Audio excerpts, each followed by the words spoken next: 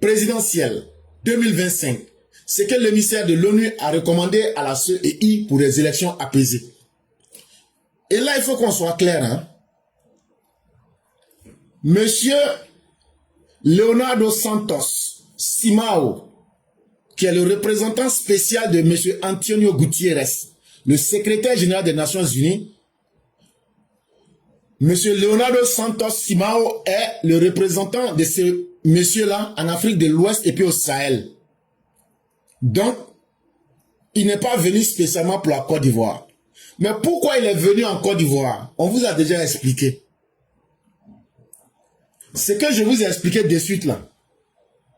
L'ONU dit que la Côte d'Ivoire aujourd'hui est une zone stratégique pour eux. L'ONU là, oui. C'est un instrument de domination et de contrôle. Les grandes puissances qui ont gagné la Deuxième Guerre mondiale là, chacun utilise l'ONU pour défendre ses intérêts. Ça, c'est une vérité qu'il ne faut pas cacher.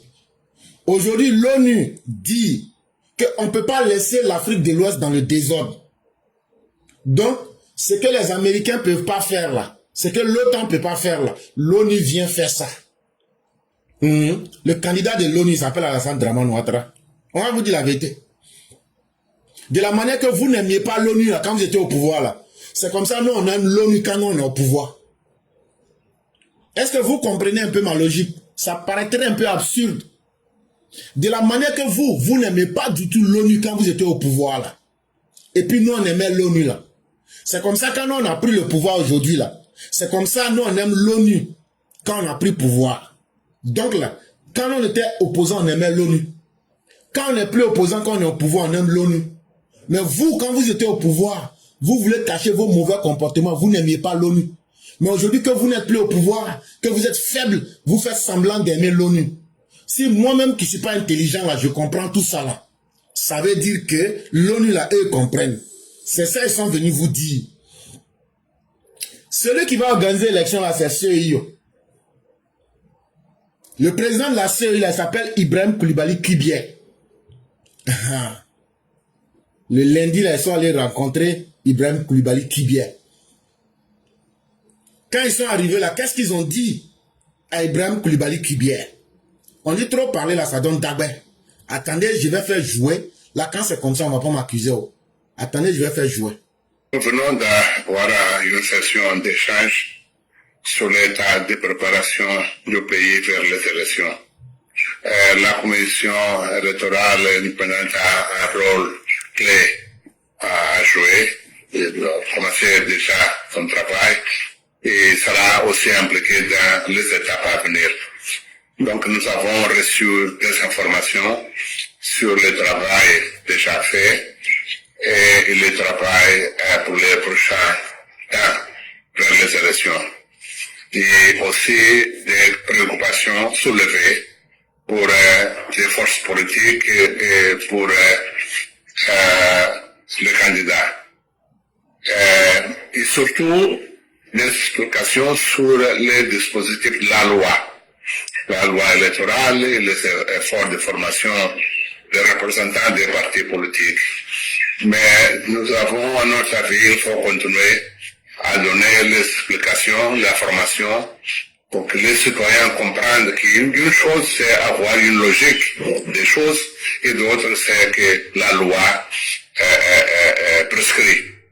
Et nous encourageons la Commission à continuer à faire le travail dans le sens d'avoir des élections apaisées dans le pays.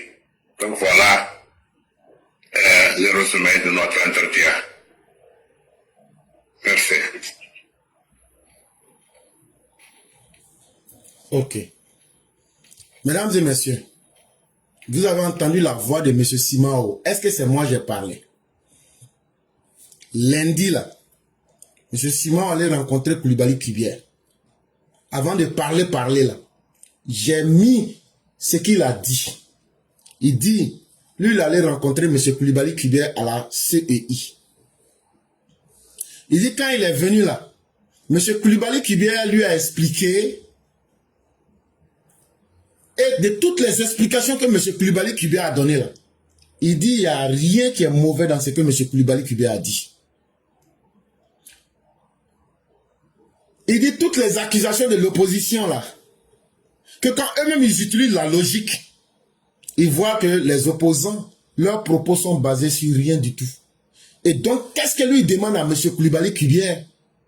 De continuer les explications et la formation afin que les citoyens comprennent la différence entre les perceptions et ce que la loi prescrit. La vidéo là, tout le monde a écouté. Hein? Il dit, ce n'est même plus le problème, les opposants à laisser l'air. Continuez à expliquer et la formation. Expliquer à qui? Expliquer aux citoyens. La formation pour qui? Les différents partis politiques qui sont représentés.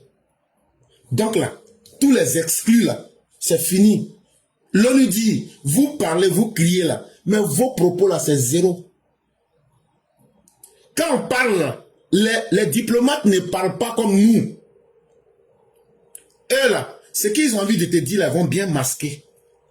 Donc là, la majorité des gens ne peut pas comprendre. C'est comme des gens comme nous, vos enfants que vous avez mis à l'école là, avec votre argent de cacao café là. C'est nous, on vient et puis on explique. Quand M. Simon dit à M. Koulibaly Koulibaly, il faut insister sur la nécessité de poursuivre les explications et la formation afin que les citoyens comprennent la différence entre les perceptions et ce que la loi prescrit. C'est quoi la perception? La perception, c'est ma capacité de voir quelque chose selon mes compétences. La loi, c'est quoi? La loi, c'est un accord sur lequel un groupe ou bien des entités se sont entendus. M. Simao dit, après avoir écouté M. Koulibaly Koulibaly, je comprends qu'il y a deux types d'Ivoiriens. Il y a des gens qui veulent qu'on prospère dans la chienlit pour perdre le temps aux Ivoiriens, comme si la Côte d'Ivoire était une zone de non-droit. Il dit, il salue d'abord les institutions. Il salue les efforts du gouvernement. Mais, ce qui est important aujourd'hui là, c'est pas ceux qui crient qui veulent faire du bruit. L'ONU va donner tous les moyens qu'il faut à la Côte d'Ivoire pour que ces élections-là aient lieu. La première chose qui intéresse l'ONU, c'est qu'il faut qu'il y ait des élections. Et ça, c'est le premier gros échec des opposants. Le fait qu'il y aura élection avec le soutien de l'ONU là, ça, c'est ce que les opposants là ne veulent pas. L'ONU dit, il y aura élection. Parce que si l'ONU dit de poursuivre les explications et la formation, mais si on forme quelqu'un pour aller à des élections, c'est pour qu'il y ait des élections. Donc, ils disent, ces élections, ça, là, on va faire. Ça, ça fait un. Ils disent deux. M. Koulibaly qui dit, continuez à expliquer le travail que vous faites. Parce que beaucoup utilisent leur perception, leur capacité à comprendre les choses selon leurs limites, mais ils ne veulent pas accepter la loi. Donc, ce que vous allez faire pour les populations, que ce soit en Côte d'Ivoire ou bien dans le monde entier, continuez le travail de formation et d'explication que vous faites. N'arrêtez pas. Est-ce qu'on peut venir dire, le secrétaire des Nations Unies peut venir dire à Koulibaly Koulibaly, s'il était dans le mensonge là, de dire, il faut continuer à expliquer ton mensonge? Non. La deuxième chose qu'il demande à M. Koulibaly Koulibaly, c'est que ceux qui prennent la loi et veulent que leur perception s'impose à la loi, il dit ça ne passera pas. Mais on fera avec ce que la loi respecte. Donc là, ceux qui ont pour perception que la loi est contre eux, votre perception est fausse. La loi n'est pas contre vous. Parce que la loi est prescrite. Tout le monde connaît la loi. La loi dit, il y a 5 personnes qui ont été retenues. Ça, c'est la deuxième catégorie. Il faut continuer la formation de ces 5 partis politiques qui ont été retenus. Leur histoire de front commun, leur histoire de dire on n'est pas d'accord, leur histoire de dire CI est partisan, leur histoire de dire partialité, leur histoire, il y a une femme qui a accouché sans enfant. Hey. Si elle a accouché sans enfant, et puis quoi? Elle t'a empêché d'accoucher aussi. Si vous dites que quelqu'un est né avant son papa, vous voyez que votre perception est fausse. C'est vous les opposants, tellement vous n'êtes plus intelligents. Vous avez une perception erronée. Afin que ça va s'arrêter. Que lui, il a vu des gens qui sont nés avant leur papa. Afi, c'est toi qui es né avant ton papa. Tu veux nous insulter avec ta perception erronée. Depuis quand tu as vu quelqu'un, lui, il est né avant son papa. Mais Afi, comme on n'a jamais vu ça là, donc nous on va te retourner pour dire que quand des gens viennent parler comme ça là, c'est pourquoi il a utilisé le mot perception. Parce que la perception c'est quoi? La perception est liée à nos capacités. Par exemple, quelqu'un qui est légalement aveugle, c'est quelqu'un qui ne voit pas bien clair. Mais ça ne veut pas dire qu'il ne voit pas clair. Ça veut dire que c'est limité. Et donc la personne aura une fausse perception. Donc Afi, de la manière que tu te travestis là, c'est comme ça aussi que ton papa là, toi tu es né avant lui. Donc là, c'est une manière de vous dire qu'ils ont très bien compris le problème aujourd'hui. Mais mieux, qu'est-ce qu'ils ont demandé? Écoutez très bien ce qu'ils ont demandé. Il dit, nous encourageons la commission à continuer son travail dans ce sens. Ça veut dire quoi? L'ONU est venue, ils ont écouté, en tant que organe d'observation, ils donnent des conseils. Parce que eux là, ce que vous oubliez là, l'ONU, c'est une organisation pour maintenir la paix. L'ONU n'est pas là pour venir supporter ceux qui veulent faire la guerre. Vous ne comprenez pas ça. L'ONU là, s'ils font bien, ils font mal. En tout cas, c'est que tout le monde sait là. Leur plaque d'immatriculation là, ils sont là pour faire la promotion de la paix. Eux ne peuvent pas supporter des gens qui sont là pour faire la promotion de la guerre. Ça, c'est votre deuxième échec. Troisième échec, l'ONU dit, ils ont bien compris aujourd'hui qu'il y a trop de menteurs en Côte d'Ivoire parmi les politiciens. Donc là, quand eux, ils ont écouté tout le monde là, ils disent à Koulibaly Kibier que son travail qu'il a commencé là, c'est bien. Il n'a qu'à continuer. Et puis eux, ils l'encouragent à continuer son travail de la même manière qu'il a commencé là, il n'a qu'à faire. Donc ça veut dire, depuis que Koulibaly Kibier a commencé son travail là, il ne s'est pas trompé. Parce que ce que vous oubliez là, l'ONU a des experts qui sont là. Quand ils viennent, c'est pas pour parler, hein. Ils viennent là, ils rentrent dans le système, ils essaient de tout voir. Ils ont tout vu, ils ont tout compris. Ils disent, donc là, les opposants n'ont pas changé. Hein. Ce qu'ils nous ont fait entre 2002 jusqu'à 2011 là, c'est le même comportement. La seule chose qui a changé, c'est qu'ils ont perdu le pouvoir. Mais ils sont toujours restés des pharisiens, des chiens enragés. Donc on a compris. Donc ce qu'on va faire là, nous on va continuer à soutenir et à encourager la paix. Qui aime la paix? C'est Alassane Ouattara. Comment? Mais il vient de recevoir prix Nobel de la paix 2 fois en une année. Qui aime la paix? C'est celui qui dit, je mettrai tout en œuvre pour que ces élections aient lieu dans la paix. Chaque fois qu'ils s'en vont rencontrer Alassane Ouattara, il dit, je mettrai tout en œuvre pour que ces élections aient lieu dans la paix. Mais chaque fois qu'ils s'en vont, vous rencontrez, vous dites qu'on fera tout pour brûler le pays. Ils disent, nous l'ONU là, tout le monde nous connaît. Nous, notre rôle là, c'est de venir aider à mettre la paix. Donc aujourd'hui en Côte d'Ivoire, il y a ceux qui veulent brûler le pays, ceux qui ont dit qu'ils vont brûler le pays, ceux qui ont dit qu'ils vont se bagarrer, et ceux qui disent qu'ils veulent la paix. Ils ont vu que Koulibaly Kibier est parmi ceux qui veulent la paix en Côte d'Ivoire. Et ils ont dit, ce que tu as commencé là, il faut terminer. Et il faut continuer ton travail. Il n'y a rien que tu as fait qui soit mal dedans. Depuis que tu as commencé tout le travail, la publication, les candidats, le conseil constitutionnel, ils ont tout vérifié. Tout a été fait propre. Pour M. Simao, la priorité demeure l'organisation d'un scrutin crédible et apaisé.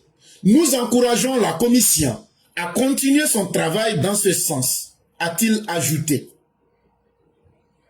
Parce que la présidentielle d'octobre 2025 est considérée comme un test majeur pour la stabilité du pays. 14 ans après la grave crise post-électorale que Laurent Gbagbo et Soro Guillaume nous ont imposée. Mais eux n'ont pas encore compris que l'homme là, c'est celui qui sait évaluer et c'est celui qui sait grandir de ses échecs. Ils pensent que leur petite combine de quartier ou bien les commérages, c'est ça qui fait la politique. Cette époque-là est révolue. Le monde entier aujourd'hui vient de valider la politique du président Ouattara. Et je vais terminer par ces propos d'un chroniqueur ivoirien.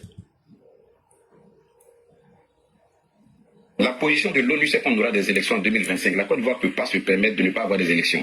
Ça, c'est clair. La position de l'ONU, c'est que vous êtes libre de contester si vous n'êtes pas d'accord, mais vous ne deviez pas aller à l'encontre des lois de la République. C'est la position de l'ONU. La position de l'ONU, c'est qu'aujourd'hui, la Côte d'Ivoire est un pays stratégiquement important de par sa situation pour qu'on le laisse sombrer au regard de tout ce qu'on vit dans l'espace sous-régional. Si vous êtes démocrate, vous êtes démocrate, comme vous le dites, vous êtes républicain, mais au nom de quoi? Parce que vous n'êtes pas sur la liste électorale ou bien parce que vous n'êtes pas sur le fichier, on arrête le processus électoral? À un moment donné, soyons sérieux. On peut ne pas être content, on peut estimer que les choses sont déroulées dans les règles de l'art, mais on ne peut pas pour ça remettre en cause le fondement de la République, ce qui justifie aujourd'hui qu'eux-mêmes soient dans l'opposition, qu'ils soient financés là, c'est ça là. C'est ça qui justifie ça. C'est qu'il faut aujourd'hui même qu'on leur accorde de l'égard, parce qu'on dit qu'ils sont partis pour c'est la faute de la Constitution. Donc on suspend l'élection là, on suspend donc la Constitution alors. Tout est clair. Et donc vous n'allez pas nous imposer votre dictat.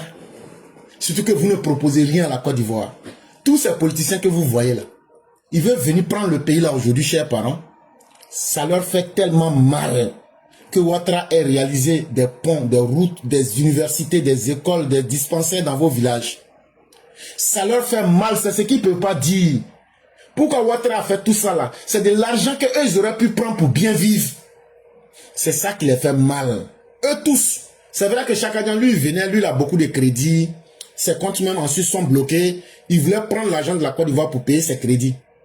Mais pour les autres Ivoiriens, les autres politiciens là, eux là, ils veulent juste venir au pouvoir pour bien vivre. C'est tout, hein. Et puis pour faire malin sur vous, dans vous, votre argent. Donc là, c'est ça qui fait qu'ils sont en politique. Mais on va les mettre à la retraite forcée. Ça là, on va vous mettre en fourrière. Ces élections vont se passer dans la paix. Et vous-même là, vous allez aller, comme de la manière Mamadou Koulibaly s'est lui-même mis en retraite, en retraite anticipée dans la politique là. Vous-même là, vous allez vous mettre en retraite, en fourrière anticipée. Personne ne va vous dire. Si vous savez ce que la Côte d'Ivoire représente aujourd'hui, toute l'Afrique de l'Ouest la brûle. Si tous les pays, si la Côte d'Ivoire vient brûler pour ajouter dessus là, mais c'est fini pour l'Afrique de l'Ouest. Il y a des crises économiques partout dans le monde. Il y a la guerre aujourd'hui, ici, en Ukraine, partout. On ne comprend plus rien. Aujourd'hui même, on ne sait pas si peut-être il y a une guerre nucléaire. Aujourd'hui, le Pentagone s'appelle maintenant le ministère de la guerre. Le monde est mélangé. Laissez les pays qui ont une volonté de maintenir un peu de paix pour qu'on puisse passer à travers ces pays-là pour ramener la paix. C'est ce que la Côte d'Ivoire représente aujourd'hui. Donc là, l'ONU soutient Ouattara. Ça, il ne faut pas qu'on vous cache. Hein? Parce que votre comportement, vous là, vous êtes méchant et vous êtes mauvais. C'est à cause de ça. Non. Le forcing à tout prix ne passera pas. Babo, Afingesan, Toby, Assalé, Chakadjan. C'est à vous, on est en train de dire la vérité comme ça. Vous pensez que vous là, vous allez vous muscler. Quel que soit ce que vous allez faire là, ça ne va pas passer. C'est ce qu'on est en train de vous dire. Au fur et à mesure qu'approche la date fatidique du 25 octobre 2025, les Ivoiriens dans leur grande majorité épris de paix redoublent d'ardeur et d'initiatives incitatrices de tous au maintien de la paix. Depuis on a dit qu'on va faire l'élection en 2025 là. Ils ont tout fait pour que les gens aient peur. Mais les gens ont compris d'où nous venons. Les gens aujourd'hui, les Ivoiriens sont prêts à prendre leur destin en main. Et les Ivoiriens disent, vous là, on ne vous écoute plus. Nous aujourd'hui là, on va aller à ces élections le 25 octobre 2025. Parce que dans notre grande majorité, nous voulons la paix. Ça, c'est le message que tous les Ivoiriens disent aujourd'hui. À tuer dans l'œuf toutes les velléités de nature à perturber le scrutin présidentiel à venir, s'oppose manifestement à cette noble action la tendance au forcing à tout prix de perturber l'élection présidentielle qu'entretiennent les mécontents du verdict du Conseil constitutionnel. Mais que diante, il y a certains qui pensent que les Ivoiriens sont dans leur plaisanterie. Quand je prends le cas d'Afinguessan, qui hier est parti selon lui-même déposer, regardez un monsieur qui dit je suis allé déposer une plainte contre X. Quand tu déposes une plainte contre X, ça veut dire que tu ne sais pas celui qui a fait le crime. Par exemple, quelqu'un allait voler dans mon champ et quand je m'en vais le matin, je découvre que quelqu'un est venu piller mon champ. Ils ont volé. Comme je n'ai pas vu la personne, j'ai le droit d'aller poser plainte. Mais quand je vais poser plainte, je pose plainte contre X. Parce que je ne connais pas l'identité de celui qui a fait ça. Mais hier, Afinguessan, ça va poser plainte contre X. Il dit que lui, les documents que lui a déposés là, que c'est la CEI qui a falsifié les documents là. Que lui, il est venu poser plainte, qu'il y a des gens là, ils sont nés avant leur papa. Qu'il y a des gens là, qu'il y a des femmes là, elles ont accouché sans enfants. C'est connerie comme ça là. Regardez un homme. Ça, c'est une manière pour lui de vouloir discréditer la justice avec la justice. Pourquoi? Ce que la Cour constitutionnelle a dit là, c'est sans recours. Ça veut dire, on ne peut pas revenir là-dessus, ça fait 1. De 2, tu dis tu as posé plainte contre X, mais c'est toi qui donnes l'identité de X, la CEI. Mais à finir, ça ne faut pas te presser. Tes accusations sont là. Mais on va les prendre. La personne qui est dans la CEI là, qui a fait les faux documents, tu vas montrer la personne. Faut pas te presser. Un plaisanté de bas de gamme comme toi, Afinguessan. Le seul politicien ivoirien qui se travestit. En 2020, tu t'es travesti. Tu as porté soutien rose.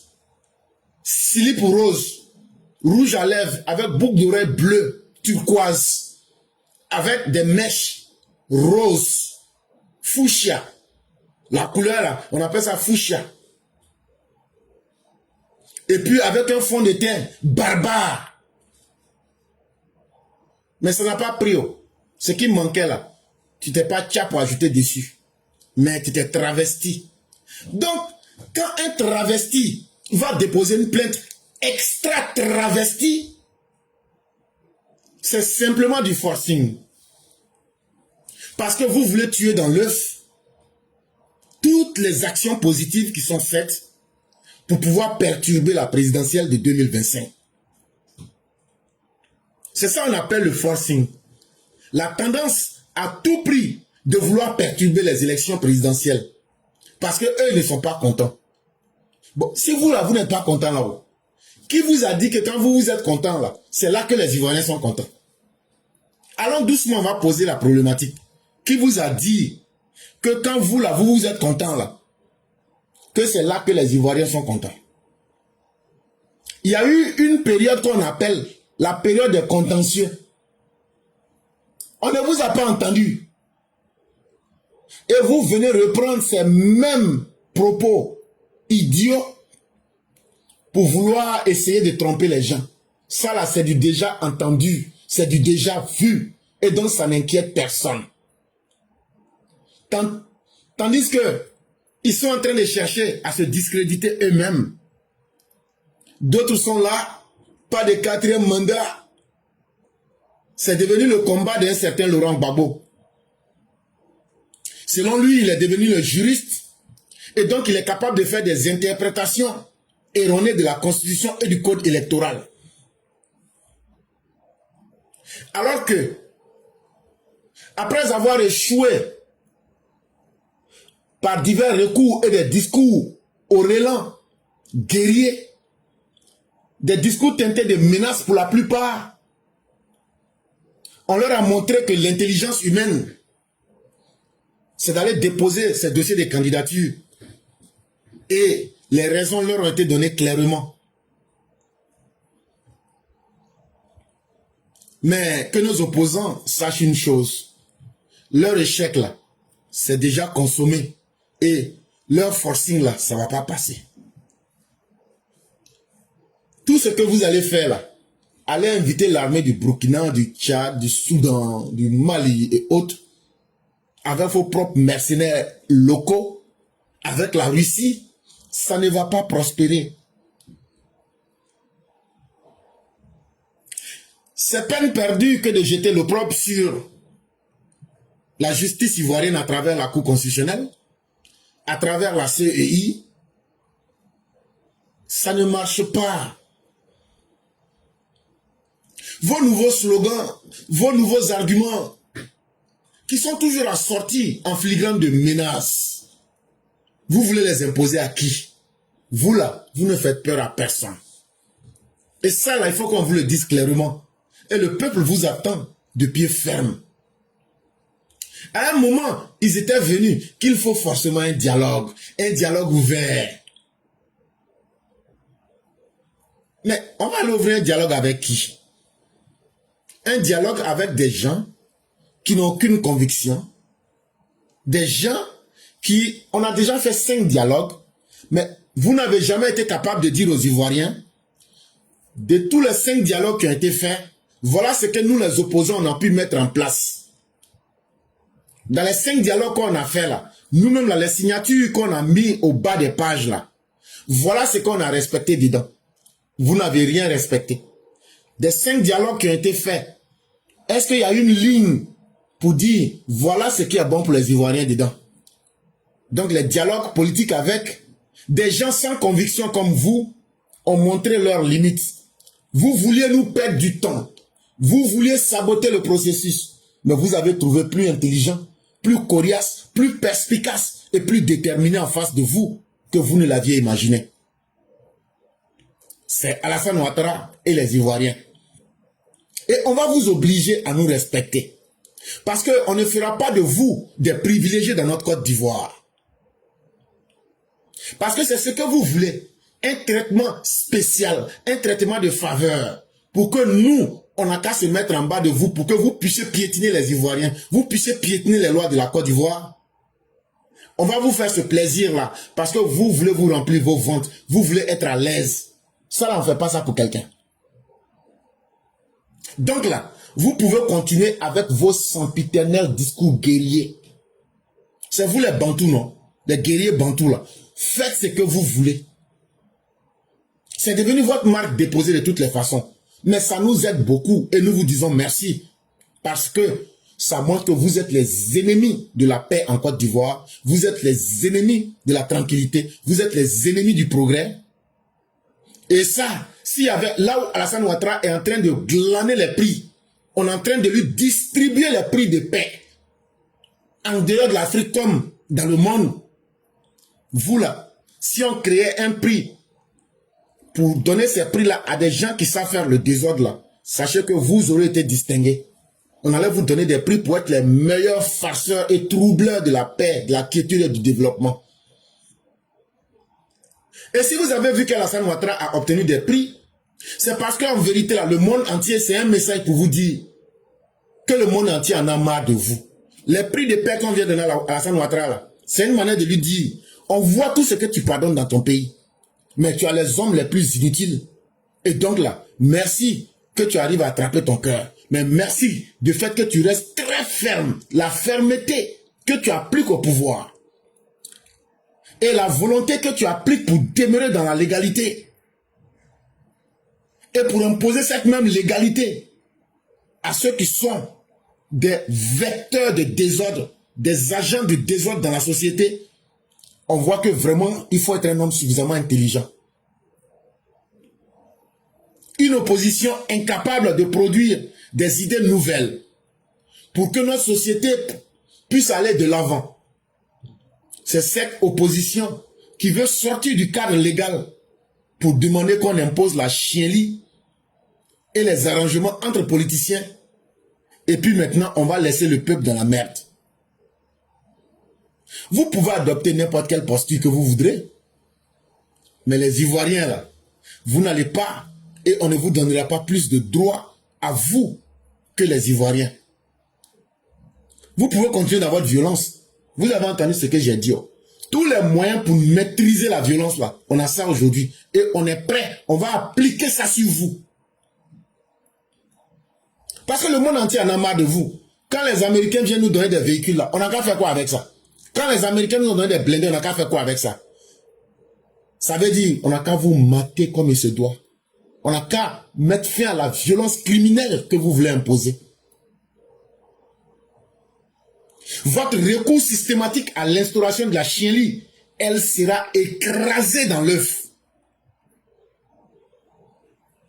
Parce que l'avis de la majorité des Ivoiriens, c'est de promouvoir la paix.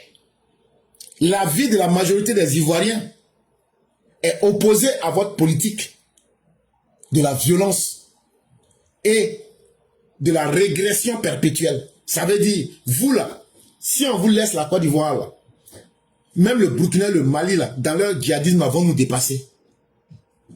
Parce que vous n'allez faire que nous amener en arrière. Mais c'est tout ça là qui est terminé.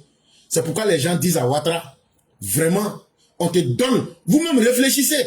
Quelqu'un vient lui donner prix Nobel de la paix. On lui a donné ça en Mauritanie. Après encore, les Arabes sont venus donner. Mais en même temps, on lui donne voiture pour dire, faut maintenir la paix.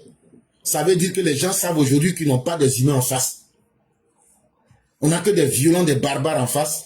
On saura comment vous traiter. Et ça, faites-nous confiance.